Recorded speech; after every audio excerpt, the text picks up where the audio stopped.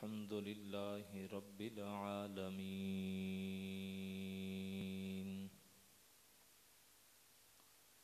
والصلاة والسلام على أشرف الأنبياء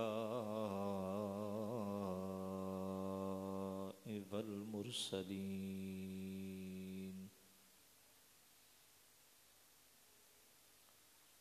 وعلى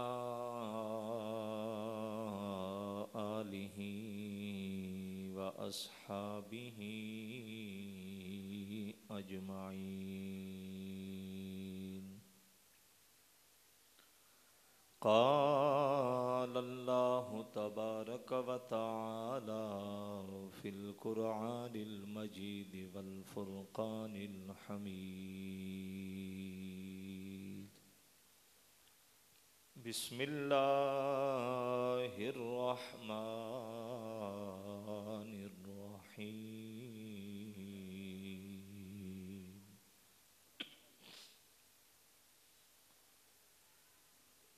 وجاءت سيارة فأرسلوا واردهم فأدلى دلوه قال يا بشرى هذا غلام وأسروه بضاعة والله عليم بما يعملون. وشروه بثمن بخس دراهم معدودة وكانوا فيه من الزاهدين. صدق الله العظيم. إن الله وملائكته يصلون على النبي يا أيها الذين آمنوا صلوا عليه وسلموا تسليما. الصلاة والسلام عليك يا سيدي يا رسول الله وعلى آلك وأصحابك يا حبيب الله. الصلاة والسلام عليك يا رحمة للعالمين وعلى آلك وأصحابك يا شفيع المذنبين. تمام حمد و ثنا، تعریف و توصیف اللہ جل مجدہ الکریم کی ذات بابرکات کے لیے، جو خالق کائنات بھی ہے اور مالک ارض و سماوات بھی. اس کی تعریف اور توصیف کے بعد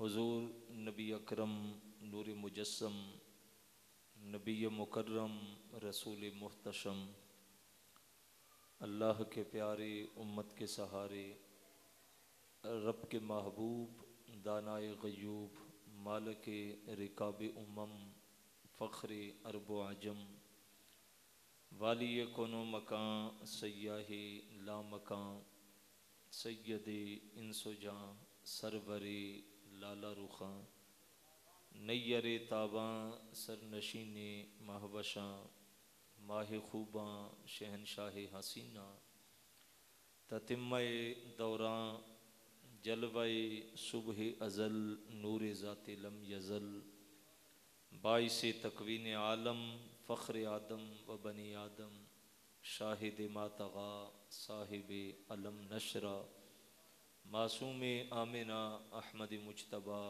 حضرت محمد مصطفیٰ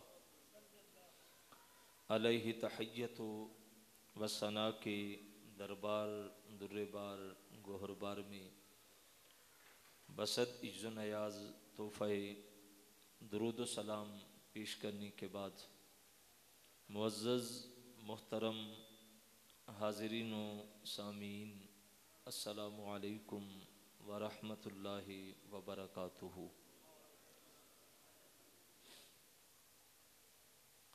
سورہ یوسف سے بابرکت کلمات کی تلاوت کی سعادت حاصل کی۔ حضرت یوسف علیہ السلام کو جب آپ کے بھائی باپ سے دور کرنے کے لیے حسد کی بنیاد پر کنویں میں پھینکنے کے لیے لے گئے اور یوسف علیہ السلام کو کنویں میں ڈالا تو آپ کی قمیض لے کے بکری کا بچہ ذبح کر کے خون آلود کر کے لے آئے اور حضرت یعقوب علیہ السلام کے پاس عشاء کے وقت یا نصف رات میں تشریف لائے۔ وہ دن بھر جنگل میں گھومتے رہے کہ اگر جلدی چلے گئے تو ایسا نہ ہو کہ باپ فوراً یوسف کی تلاش میں نکل آئے، تو ہم رات کے کسی پہر جائیں گے۔ تو جب گئے تو رونے لگے، چیخ و پکار کرنے لگے۔ حضرت یعقوب علیہ السلام گھر سے باہر نکلے، دروازے پہ کھڑے ہو گئے اور بیٹوں سے کہنے لگے کہ کہیں تمہاری بکریوں کا نقصان تو نہیں ہو گیا جو تم اتنے رو رہے ہو؟ انہوں نے کہا کہ ہم دوڑ میں لگ گئے، کھیل کود میں لگ گئے اور یوسف کو سامان کے پاس بٹھایا اور ہم دوڑتے دوڑتے دور نکل گئے تو ایک بھیڑیا نے آ کے حضرت یوسف کو کھا لیا اور ساتھ بول کے کہنے لگے اگر ہم سچ بھی کہیں گے تو آپ ہماری بات کا اعتماد نہیں کریں گے، کیونکہ آپ کے دل میں یوسف کے لیے محبت ہی اتنی ہے۔ اور وہ قمیض حضرت یعقوب علیہ السلام کو پیش کیا، اس پہ خون لگا ہوا تھا بکری کا، تو یعقوب علیہ السلام نے اس کو آنکھوں پہ رکھا اور رونے لگے اور پھر اس قمیص کو کھول کے یوں ہاتھ میں دیکھنے لگے تو روتے روتے اچانک ہنسنے لگے۔ تو بیٹوں نے کہا بابا روتے روتے ہنس پڑے ہو؟ کہنے لگے بیٹا میں نے زندگی میں اتنا رحم دل بھیڑیا نہیں دیکھا، جو یوسف کو تو نکال کے کھا گیا لیکن قمیص کو کہیں سے پھاڑا ہی نہیں۔ بیٹے سمجھ گئے کہ ہم سے غلطی ہو گئی، لیکن اللہ کے نبی یوسف کی جدائی میں اتنا روئے کہ بے ہوش ہو گئے۔ اب جو بیٹے تھے وہ بھی سچ کے رونے لگے حضرت یعقوب کی حالت دیکھ کے، ان کی ہچکیاں بند گئیں۔ کہنے لگے بابا ہم آپ کے لیے اس بھیڑیا کو پکڑ کے لاتے ہیں جس نے یوسف کو کھایا ہے تاکہ آپ کو یقین آ جائے۔ اور وہ بھائی سارے گئے اور جا کے جنگل سے ایک بوڑھا بھیڑیا تھا جس کو پکڑ کے لائے اور اس کے دانت بھی توڑے اور حضرت یعقوب کے سامنے اس کو زنجیروں میں جکڑ کے لائے۔ کہا بابا اس بھیڑیا نے ہمارے بھائی کو کھایا ہے۔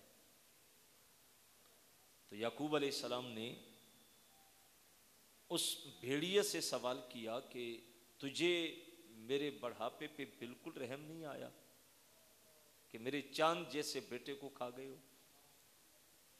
تو بھیڑیا کو اللہ نے طاقت گویائی دی اور وہ بول کے کہنے لگا اللہ کے نبی میں نے آپ کے بیٹے یوسف کو کھانا تو دور کی بات دیکھا بھی نہیں، میری تو کبھی ملاقات بھی نہیں ہوئی، اور اس نے اپنے نہ کھانے کے اوپر ایک دلیل دی جس کو امام غزالی نے ذکر کیا۔ بھیڑیا کہنے لگا کہ حضرت میں آپ سے کلام کر رہا ہوں، بول رہا ہوں اور یہ میری کرامت ہے. اگر میں نے یوسف کو کھایا ہوتا تو انسان کا قتل کرنا گناہ کبیرہ ہے، اور اگر میں بڑا گناہگار ہوتا تو مجھ سے کرامت ظاہر ہوتی.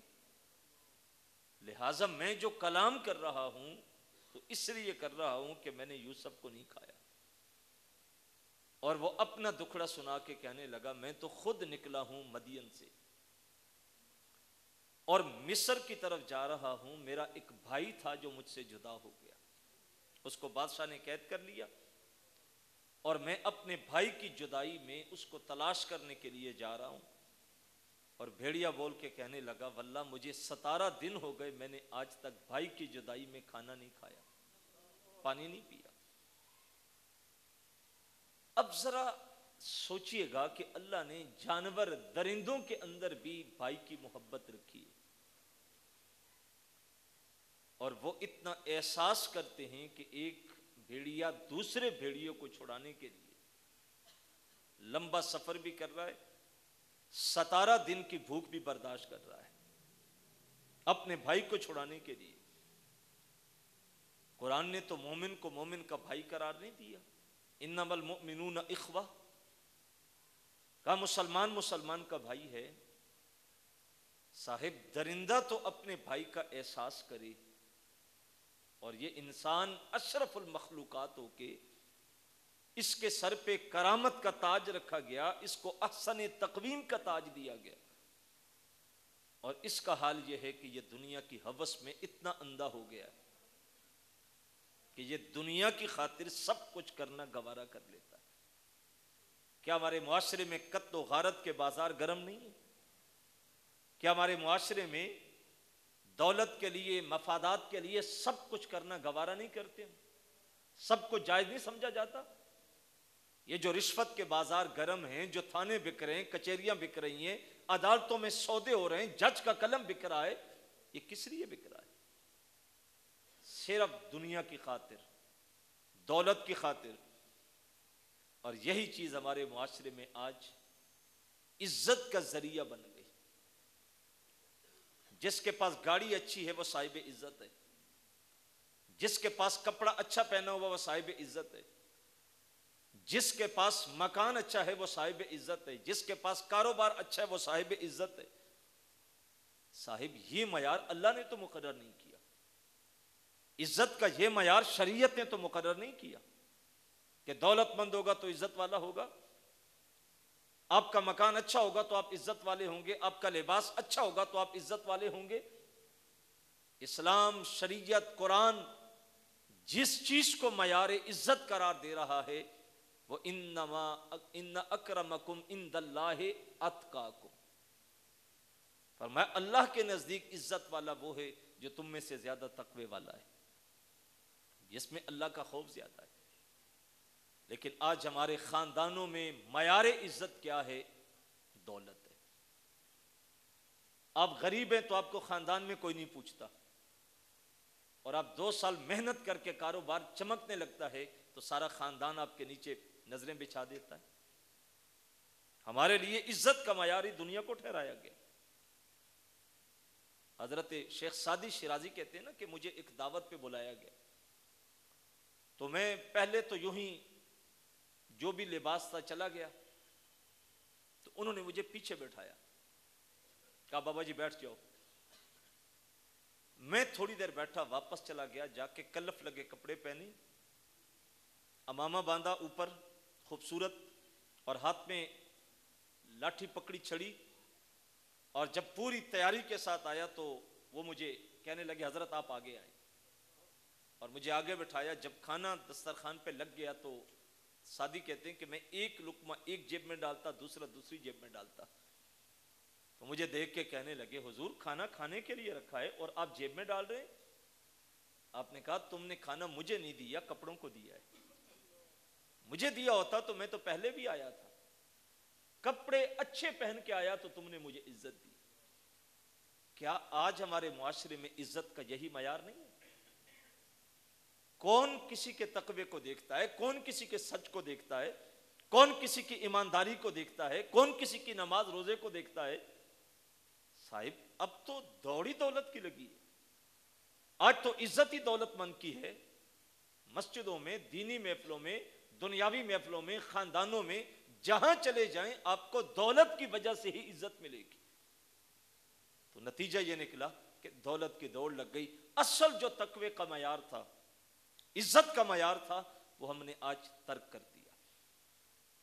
تو یار ایک بھیڑیا ہو کہ اپنے دوسرے بھائی کا خیال رکھے، اور وہ اس چیز کے اوپر سفر کر رہا ہے اپنے بھائی کو بچانے کے لیے. لیکن انسان آج اتنا دولت کی ہوس میں گر گیا کہ اس کو دولت کے لیے کسی کا گھر اجاڑنا بھی پڑے تو یہ گریز نہیں کرتا، کسی کو دھوکہ بھی دینا پڑے تو یہ گریز نہیں کرتا. دوستی اچھی لگی ہے، رشتہ داری ہے، اور یقین کریں کہ وہ جو رشتے اعتماد کے ہوتے ہیں ہم ان کا اعتماد بھی دولت کے لیے بحال نہیں رکھ پاتے. ایک بندہ آپ کو سب کچھ سمجھ لیتا ہے، وہ کوئی سودا کر رہا ہے، کوئی کاروبار کر رہا ہے، کہیں اس کا معاملہ پھنس گیا، اور وہ آپ کو خود مختار کے دیتا ہے کہ یہ میرا دوست ہے، بھائیوں جیسا ہے، جو کرے گا ٹھیک ہوگا. اب مجھے بتاؤ اگر اندر ذرا سی غیرت بھی ہو تو کیا اس شخص کو دھوکہ دیتے بندہ مٹی نہیں ہو جاتا؟ کہ یار جس نے مجھ پہ اتنا اعتماد کیا کہ سب کچھ مجھ پہ ڈال دیا، اور یہ دولت کی ہوس میں اتنا اندھا ہوتا ہے کہ یہ اس کو بھی ڈسنے سے باز نہیں آتا. تو پھر کیا بچا انسانیت کے ہاتھ؟ اور کیا رہ گیا ہمارے پاس؟ آج بھائی بہن کو دھوکہ دینے سے باز نہیں آتا، بھائی بھائی کو دھوکہ دینے سے باز نہیں آتا. ہم نے دیکھا لوگ دولت کی ہوس کی وجہ سے ماں باپ کو دھکے دے کے نکال دیتے کہ آپ نے جب جگہ اس بچے کو دے دی، اپنے پیسے اس بیٹے کو دے دیے، تو پھر آپ بھی وہاں چلے جائیں. اس صاحب رشتوں ناتوں میں کیا صرف دولت ہی رہ گئی ہے؟ کیا صرف جائیدادیں ہی رہ گئی ہیں؟ کیا صرف دنیا ہی رہ گئی؟ سارے رشتوں ناتوں کو ہم نے دولت کے بل بوتے پہ تولنا ہے؟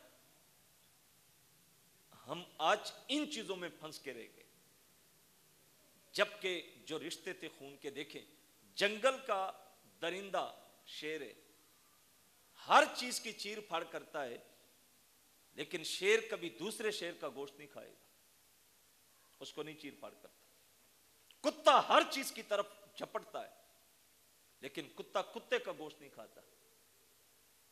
اور یہ انسان ان جانوروں سے بھی گر گیا کہ اپنے دوسرے بھائی کو بھی معاف کرنے کے لیے تیار نہیں.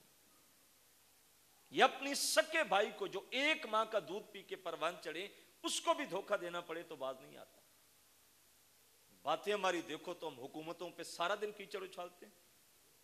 فلاں جب سے حکومت میں آیا اس نے ملک کا بیڑا غرق کر دیا، مہنگائی کہاں چلی گئی اور زندگی مشکل ہو گئی، پتہ نہیں ملک کس سمت جا رہا ہے. اور جو ترازو پہ تول رہا ہوتا ہے وہ 2 نمبر کام کر رہا ہوتا ہے. کیچڑ حکومت پہ اچھال رہا ہے، اور جو ترازو اس نے نصب کیا ہوا ہے جس میں دکاندار گاہک کو سودا دے رہا ہے اس کے ساتھ بھی دھوکہ کر رہا ہے، اور کہانی اس کو حکومت کی سنا رہا ہے. وہ صاحب اس نے سب کچھ برباد کر دیا، کم از کم جو تیرے کنٹرول میں ہے یار اس کو تو ٹھیک کر لے. تو ہی اپنے ترازو ٹھیک کر لے، تو ہی اپنے معاملات کو ٹھیک کر لے، تو ہی ناپ تول کو ٹھیک کر لے. یہ عجیب کہانی بن گئی کہ دوسروں کا سب کچھ نظر آتا ہے اور اپنا کچھ بھی نظر نہیں آتا. میرے بھائی حکومت نے جو کیا، جو ملک جہاں پہنچا، یار اگر میں اپنے ترازو کو، اپنے کاروبار کو شریعت کے دامن میں لے کے چلوں تو کیا حکومت مجھے روکتی؟ میں کاروبار کو سچائی کی بنیاد پہ کرنا چاہوں تو کیا میرے اوپر کیس دائر ہوتا ہے؟ میں 5 وقت کی نماز پڑھنا چاہوں تو کیا حکومت میرے اوپر ڈنڈا لے کے کھڑی ہے کیوں پڑھ رہا ہے؟ اصل یہ کہ ہم اندر کے چور ہیں، ہم خود کچھ نہیں کرنا چاہتے. جس کو جتنا موقع ملتا ہے وہ سب کچھ کرنے کے لیے تیار ہوتا ہے. تو کاش کہ ہم ان چیزوں کے اوپر توجہ دیں اور اپنے معاملات کو درست کرنے کی کوشش کریں. اللہ کے محبوب علیہ الصلوۃ والسلام نے ارشاد فرمایا، حضرت ابن عمر رضی اللہ تعالی عنہ سے روایت ہے، حضور علیہ السلام فرمایا ایک مسلمان دوسرے مسلمان کا بھائی ہے، اس پہ ظلم بھی نہیں کرتا اور اس کو ظلم کے اندر دھکیلتا بھی نہیں. حضرت ابو ہریرہ رضی اللہ تعالی عنہ فرماتے ہیں کہ آقا علیہ السلام نے ارشاد فرمایا کہ مسلمان مسلمان کا بھائی ہے، اس پہ ظلم بھی نہیں کرتا، اس کو دھوکہ بھی نہیں دیتا اور اس کو حقیر بھی نہیں جانتا. اور ایک مقام پہ اللہ کے محبوب علیہ السلام نے ارشاد فرمایا کسی شخص کے بدبخت ہونے کے لیے اتنا کافی ہے کہ وہ دوسرے مسلمان بھائی کو حقیر سمجھے. اس کا کپڑا دیکھ کے، اس کا جوتا دیکھ کے، اس کا معیار زندگی دیکھ کے اس کو اپنے سے حقیر سمجھے کہ یہ تو خاندان میں ہے ہی کسی کام کا نہیں. حضور فرمایا اس کے لیے بدبخت ہونے میں اتنی بات ہی کافی ہے کہ وہ دوسروں کو حقیر سمجھے. صاحب یہ دنیا، یہ دولت، یہ ثروت، یہ محلات، یہ گاڑیاں، یہ کوئی حیثیت نہیں رکھتی. یہ اس کی تقسیم ہے، وہ جس کو چاہے جتنا دے دے. یہ معیار عزت نہیں ہے، ان کی کوئی حیثیت نہیں ہے. اب جو قافلہ تھا وہ نکلا، یوسف کو پھینکا کنویں میں، اور بھائی روزانہ آ کے اس کنویں کے گرد دائیں بائیں بکریاں چراتے ہیں کہ دیکھیں کہ یوسف کا انجام کیا ہوتا ہے. ایک قافلہ تھا جو سفر پہ نکلا ہوا تھا اور مدین سے مصر جا رہا تھا براستہ کنعان. اور ابن امام غزالی نے لکھا ہے کہ یہ جو اس قافلے کا سردار تھا نا، مالک بن زغر، اس نے خواب دیکھی تھی کہ کنعان سے ایک سورج نکلا ہے اور اس کی آستین میں داخل ہو گیا، اور پھر اس کے اوپر جوہرات کی بارش ہو رہی ہے. تو اس نے تعبیر بتانے والوں کو بلا کے کہا اس خواب کی تعبیر. انہوں نے کہا کہ آپ کو کنعان سے ایک غلام ملے گا جس کی وجہ سے اللہ آپ کو دولت کے انبار عطا کر دے گا. یہ تعبیر ہے. اب یہ مالک بن زغر کا تیسرا چکر تھا کنعان کی طرف.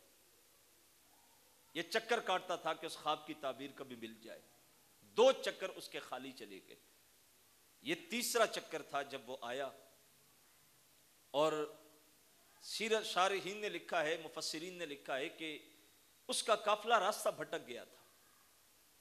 جانا کسی اور راستے سے تھا اور بھٹک کے وہ اس راستے پہ آیا جس پہ کنواں تھا جس میں حضرت یوسف علیہ السلام تھے. تو وہ جب اس کنویں میں وہاں جا کے انہوں نے پڑاؤ کیا تو دیکھا کہ اس کنویں کے اوپر پرندے منڈلا رہے ہیں جس میں حضرت یوسف تھے.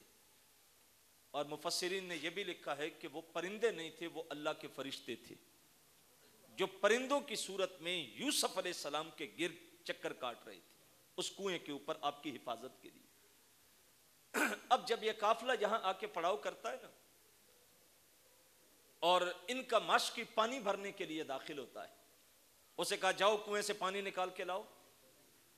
جب یہ جانے لگا تو حضرت جبریل امین سدرۃ المنتہا سے کنویں میں آ گئے اور یوسف سے کہا یوسف اٹھ، تیاری کر کنویں سے باہر جانے کی.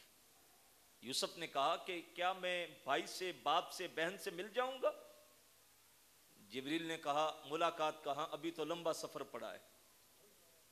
یہ ملاقات کی تیاری نہیں ہے، یہ خواب کی تعبیر پوری ہونے کے لیے سفر کرو گے. تو جبریل نے، حضرت یوسف نے پوچھا کہ پھر میں نکل کے کیا کروں گا؟ تو حضرت جبریل نے حضرت یوسف سے کہا کہ آپ کو یاد ہے کہ ایک دن آپ نے بچپن میں شیشہ دیکھا تھا، آئینہ، اور اپنی صورت دیکھ کے تو نے کہا تھا کہ اگر میں غلام ہوتا تو میری قیمت کون پوری کرتا؟ جتنا حسن اللہ نے مجھے دیا، کہا اب دیکھنا کہ تیری قیمت کیا پڑتی ہے. تو نے تو آئینہ دیکھ کے کہا تھا نا کہ میرا حسن اتنا ہے کہ اگر غلام ہوتا تو کون بھرتا قیمت؟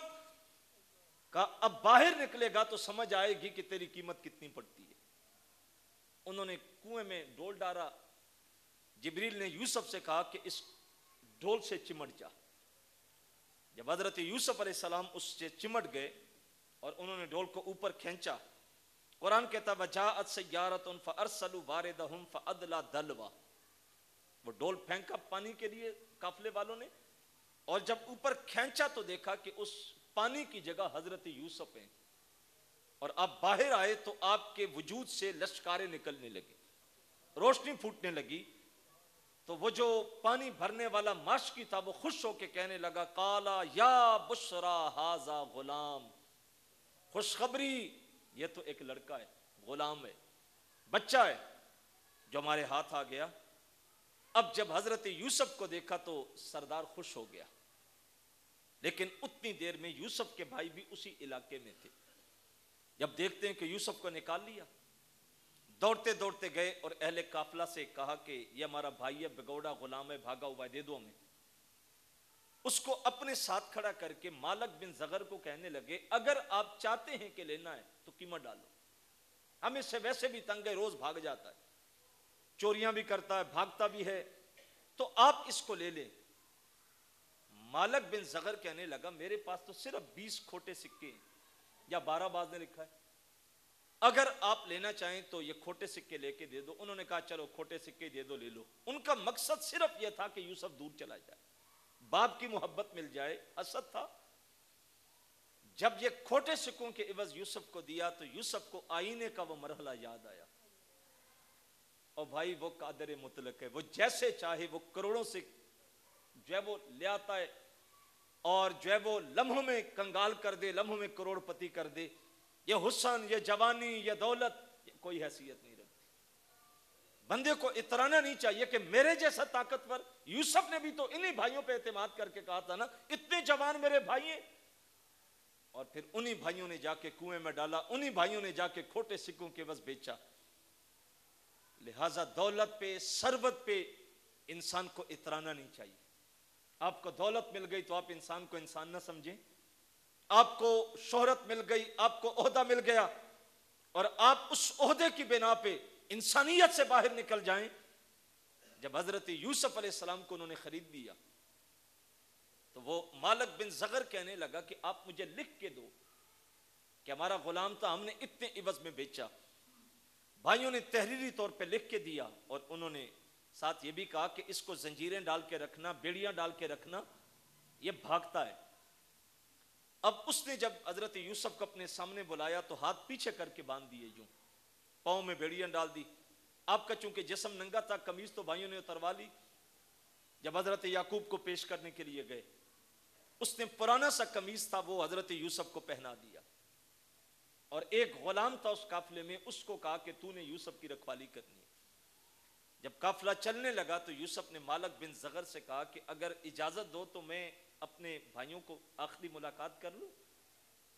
مالک بن زغر کہنے لگا یار تجھے انہوں نے کنویں میں پھینکا، تجھے انہوں نے کھوٹے سکوں کے عوض بیچا، تو کیسا غلام ہے پھر بھی ان کے ساتھ ملنا چاہ رہا ہے؟ کہا جاؤ ملاقات کر لو۔ بھائی سارے سامنے کھڑے تھے۔ حضرت یوسف آہستہ آہستہ چلتے چلتے بھائیوں کے پاس گئے اور جا کے بول کے کہنے لگے اگرچہ تم نے میرے ساتھ اچھا نہیں کیا، لیکن میں دعا دیتا ہوں میرا رب تمہارے ساتھ اچھا کرے۔ یہ نبی کی سیرت کا کتنا روشن گوشہ ہے۔ کہا تم نے میرے اوپر ظلم کیے، لیکن میں کہتا ہوں میرا رب تمہیں امن میں رکھے، امان میں رکھے۔ تم نے مجھے کنویں میں ڈالا، مصیبتوں میں ڈالا، مارا مجھے، پیٹا مجھے، لیکن میں دعا کرتا ہوں کہ اللہ تمہیں رحمت عطا کرے۔ ایک نبی کی سیرت ہوتی ہے۔ میرا نبی جب طائف کی وادیوں میں گیا تھا تو لوگوں نے پتھر مارے تھے نا، دروازے مقفل کر دیے، بات نہیں سنی، اور حضور جب پلٹ کے واپس آئے تو آسمان کے فرشتے بھی آ گئے، محبوب بد دعا کے 2 لفظ دے دیں، ابھی طائف کی وادی کو اٹھا کے الٹ دیتے ہیں۔ میرے نبی نے ہاتھ بلند کر کے کہا مالک اہل طائف پہ اپنی رحمت نازل کر، یہ مجھے جانتے نہیں میں کون ہوں، جانتے ہوتے تو پتھر نہ مارتے، میری راہوں میں پھول بچھاتے۔ یہ نبی کا ہی حوصلہ ہوتا ہے نا کہ ظلم سہنے کے باوجود بھی دعائیں دے رہا ہے، جو پتھر مارے ان کو بھی دعائیں دے رہا ہے، یہ نبی کا حوصلہ ہوتا ہے۔ جب دعائیں دے کے وہ پلٹنے لگے تو بھائی آنکھوں میں آنسو آئے، کہنے لگے یوسف اگر ہم نے لکھ کے نہ دیا ہوتا تحریری معاہدہ تو ہم تجھے واپس لے جاتے باپ کے پہلو میں، لیکن ہم مجبور ہیں کہ ہم نے لکھ دیا، اب تو جا۔ اب وہ حضرت یوسف کو ایک اونٹ کے اوپر بٹھاتے ہیں، سارا قافلہ آگے آگے اور یوسف پیچھے، وہ غلام جو مالک بن زغر نے مقرر کیا وہ بھی ساتھ ہے، یوسف کے ہاتھ باندھے ہوئے۔ اور جب یہ قافلہ نکلا تو کنعان سے نکلتے ہی قبرستان آیا جس میں حضرت یوسف کی والدہ راحیل کی قبر تھی۔ جب قافلہ ماں کی قبر کے قریب سے گزرا تو یوسف نے اپنے آپ کو اونٹ سے گرا دیا اور ماں کی قبر پہ جا کے لیٹ گئے اور دکھڑے سنانے لگے کہ اماں میرے بھائیوں نے میرے ساتھ کیا کیا، مجھے کتنا مارا، مجھے کتنے دن کنویں میں ڈالا، مجھے باپ سے دور کر دیا، اب مجھے بیچا، میں کہاں کہاں جا کے بکوں گا۔ تو امام غزالی کہتے ہیں کہ ماں کی قبر تھرانے لگی، اور قبر سے آواز آئی بیٹا صبر کرنا اللہ تجھے بہت بڑا انعام عطا کرے گا. اور یوسف اٹھے تو قافلے کے پیچھے پیچھے چلنے لگے. آگے جا کے خادم نے دیکھا, غلام نے دیکھا کہ وہ جو یوسف تھا اونٹ کے اوپر غلام خریدا تھا وہ تو ہے ہی نہیں. قافلہ رک گیا. اس نے جا کے اپنے آقا مالک بن زغر سے پوچھا کہ وہ جو خواب میں آپ نے دیکھا تھا مصر کا, کیا یہ غلام وہی ہے؟ اس نے کہا نہیں نہیں, وہ تو بڑا صاحب کرامت ہوگا, صاحب عزت ہوگا, یہ تو کوئی عام بچہ ہے جو کنویں سے گرا ہوا ملا ہے, اس کی تو ہم نے کوئی شان نہیں دیکھی. اب جب یوسف کو اس غلام نے پکڑا تو مارنے لگا کہ تیرے بھائیوں نے صحیح کہا تھا کہ تو بھاگنے والا ہے, بگوڑا ہے. یوسف نے کہا میری ماں کی قبر آ گئی تھی, میں ماں کو سلام کرنے گیا تھا, میں نے کہاں جانا ہے بھاگ کے. اس نے ہاتھوں سے پاؤں سے مارا یوسف کو اور اٹھا کے اونٹ پہ بٹھایا, اور جب چند قدم چلے تو آسمان سے بارش ہونے لگی پتھروں کی عذاب کی. اب وہ مالک بن زغر پریشان ہو گیا. اس نے کہا جلدی کرو, اگر کسی سے گناہ سرزد ہوا ہے تو معافی مانگ لو. وہ جو غلام تھا وہ کہنے لگا کہ میں نے اس غلام کے اوپر ظلم کیا, میں نے اس کو بہت مارا ہے. مالک بن زغر آ کے یوسف کے سامنے ہاتھ جوڑ کے کہنے لگا آپ اس کو معاف کر دیں. تو یوسف نے ہاتھ اٹھا کے کہا میں نے اس کو معاف کر دیا, مالک عذاب کو ٹال دے. جب عذاب رک گیا تو مالک بن زغر کی آنکھیں کھل گئیں کہ یہ تو وہی غلام ہے جس کو میں نے خواب میں دیکھا تھا. یوسف کی بیڑیاں بھی اتار دیں, کڑے بھی اتار دیے, زنجیریں بھی کھول دیں. وہ جو ہلکا سا لباس تھا وہ اتار کے یوسف کے گلے میں قیمتی پوشاک ڈال دی گئی. اب یوسف کو سب سے پہلے اونٹ پہ بٹھا دیا, کہا تو صاحب عزت ہے, تو آگے آگے ہوگا. اب مالک بن زغر کو وہ خواب یاد آ رہا ہے جس میں اس نے دیکھا تھا کہ کنان سے سورج نکلا اور آستین میں چلا گیا اور پھر جوہرات کی بارش ہونے لگی. اب جب وہ حضرت یوسف علیہ السلام کو عزت سے بٹھاتا ہے اور آگے سفر شروع کرتے ہیں تو جو پہلا شہر آیا جس میں انہوں نے داخل ہونا تھا, وہاں کے جو لوگ تھے وہ مصور تھے, بت پرست تھے, تراشا کرتے تھے بتوں کو. جب انہوں نے یہ دیکھ لیا تو حضرت یوسف کو دیکھا تو دیکھنے کے بعد روایات میں آتا ہے کہ انہوں نے یوسف کی صورتیں بنانی شروع کر دی, کیونکہ اتنا حسین شخص پہلی مرتبہ دیکھا تھا. اس کے مجسمے بنائے, اس کی صورتیں بنائی, تصویریں کھینچی, اور مفسرین نے لکھا ہے کہ 1000 سال تک اس شہر میں حضرت یوسف کے مجسموں کی پوجا ہوتی رہی. اب یہ نظر کا تھا نا کہ ان سے یوسف کا حقیقی حسن چھپا ہوا تھا. انہوں نے دیکھا تو تھا لیکن وہ حسن نہیں دیکھا. اب 3 دن رہنے کے بعد وہاں سے قافلہ نکلا. جو اس سے اگلا شہر ان کے سامنے آیا, جب یوسف وہاں پہ پہنچا تو وہاں جتنے لوگ تھے یوسف کا حسن دیکھ کے دیوانے ہو گئے. بول کے کہنے لگے او غلام تجھے کس نے بنایا؟ حضرت یوسف نے بول کے کہا اسی نے بنایا جس نے تمہیں بنایا. کہا وہ کون ہے؟ کہا وہ اللہ ہے. انہوں نے کہا کہ پھر ہمیں بھی بتاؤ اس کو کیسے مانے. اب ایک شہر میں 1000 سال تک یوسف کے مجسمے کی پوجا ہوتی ہے, اور 3 دن کے بعد اگلے شہر میں گئے تو وہاں پہ حضرت یوسف کو دیکھ کے مفسرین نے لکھا ہے 4000 لوگوں نے توحید کو قبول کر لیا. علماء کہتے ہیں نظر اپنی اپنی ہوتی ہے, نظر کی 20 اقسام ذکر کی گئی ہیں. کبھی نظر شہوت ہوتی ہے, نظر محبت ہوتی ہے, نظر عبرت ہوتی ہے, مختلف نظریں ہوتی ہیں نا. وہ جو پہلوں نے دیکھا تھا ان کی نظر اور تھی, اب جو اگلے شہر والوں نے دیکھا ان کی نظر اور تھی. انہوں نے اور نگاہ سے دیکھا تو اللہ کا قرب پا لیا. یوسف نے بتایا عبادت ایسے کرنی ہے, زندگی ایسے گزارنی. 4000 لوگ اللہ کے قرب تک پہنچ گئے. جب اس سے آگے نکل کے جانے لگے, 3 دن پہلا سفر تھا, 3 دن یہ تھا, اور 3 دن اگلا سفر. آگے جو بادشاہ تھا یہ مصر کا پہلا شہر تھا جہاں پڑاؤ کرنے لگے تھے. وہاں جو بادشاہ تھا اس نے خواب دیکھا اور اسے یہ حکم ملا کہ تیرے شہر میں ایک کارواں آ رہا ہے, اس میں ایک بچہ ایسا ہے جو اس وقت پوری دنیا میں اللہ کا مقرب ہے, اس سے بڑھ کے کوئی نہیں, اس کا استقبال کر. بادشاہ صبح اٹھا تو پورے شہر کو سجایا اور اپنے باڈی گارڈ لے کے فوج کے اس نے کہا کہ ہم جا کے اس کو قابو کریں گے. جب وہ قافلہ پہلے پہنچا تو اس نے یوسف کو دیکھا, قافلے کو پڑاؤ دیا اور سب کو کھانا دے کے یوسف کو الگ کمرے میں لے گیا. اور مفسرین نے لکھا ہے کہ حضرت یوسف کے لیے اس نے ابلے ہوئے چاول اور اوپر دودھ ڈال کے دیا اور کہا کہ یہ کھانا آپ کے لیے. علماء نے اس کی حکمت لکھی ہے کہ حضرت یوسف کو دودھ اور چاول کیوں دیے. وہ کہتے ہیں جو مراقبے ہوتے ہیں نا صوفیاء کے, یہ ان مراقبوں کی چلوں کی خوراک یہی ہوتی ہے. اور حضرت یوسف نے 3 دن کنویں میں گزارے, 3 دن اگلے سفر پہ, اور 3 دن یہ 9 دن کے بعد حضرت یوسف علیہ السلام نے پہلا کھانا کھایا.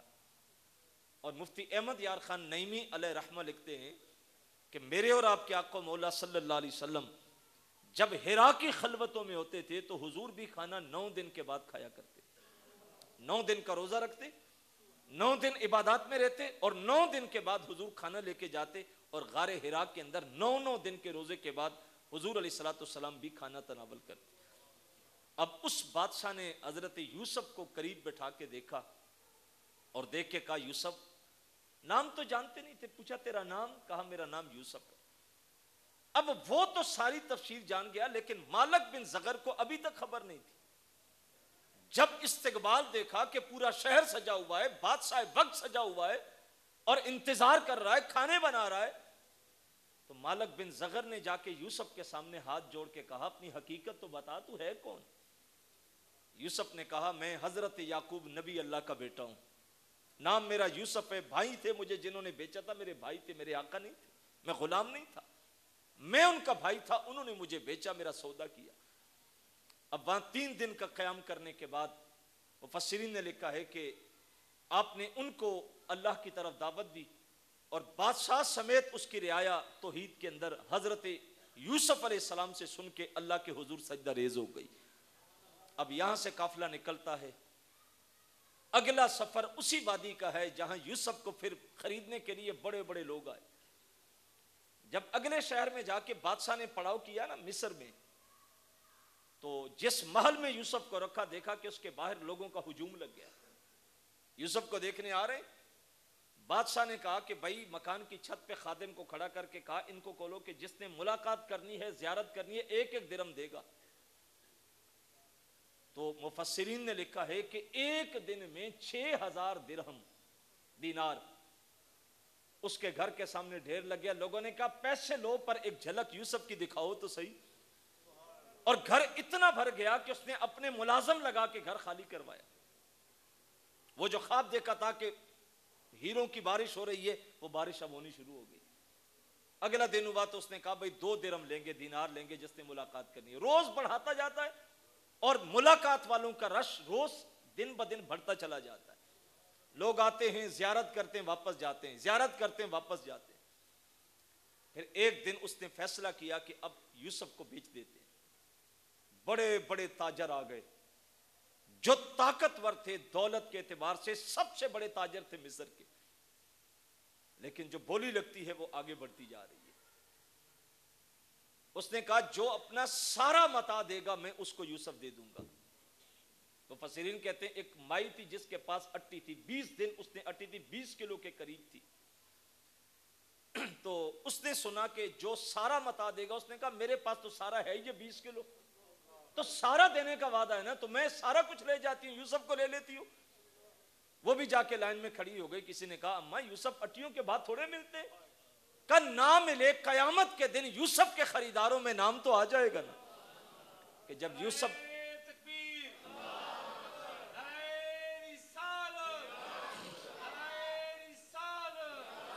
کا نام بھی ملے, نام تو آئے گا نا کہ یوسف کو خریدا تھا.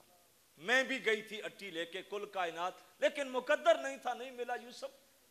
صاحب حضور سے محبت والوں کی صفوں میں کھڑے ہو جاؤ, حضور کے دیدار کی تڑپ میں رات کو ذہن بنا کے سویا کرو. یار نہ بھی ملے قیامت کے دن نام تو آئے گا. محبوب ہم بھی تیرے دیدار کے خواہاں تھے, محبوب ہم نے بھی زندگی میں اہل محبت کی صفوں میں کھڑے تھے. یار پیچھے صحیح, کم از کم حضور کے چاہنے والوں میں نام تو آئے گا نا, حضور کی دیدار کو تڑپنے والوں میں نام تو آئے گا, حضور سے محبت کرنے والوں کی صفوں میں اگر نام آ جائے تو بتاؤ اور کیا چاہیے. اب یوسف پھر زلیخا تک کیسے پہنچا, اور جو بادشاہ وقت تھا اس نے کتنی دولت یوسف کے بدلے میں دی. یہ پینک کے اوپر جو خوبصورت تذکرہ قرآن ذکر کرتا ہے، پھر وہ لمحے بھی آئے جب زلیخا نے یوسف کے اوپر ڈولے ڈالے، اور پھر زلیخا یوسف سے محبت کے منزل تک کیسے پہنچی. یہ کارواں اور یہ تسلسل اس واقعہ کا انشاءاللہ آئندہ جمعۃ المبارک کو اللہ مجھے اور آپ کو توفیق عمل نصیب فرمائے.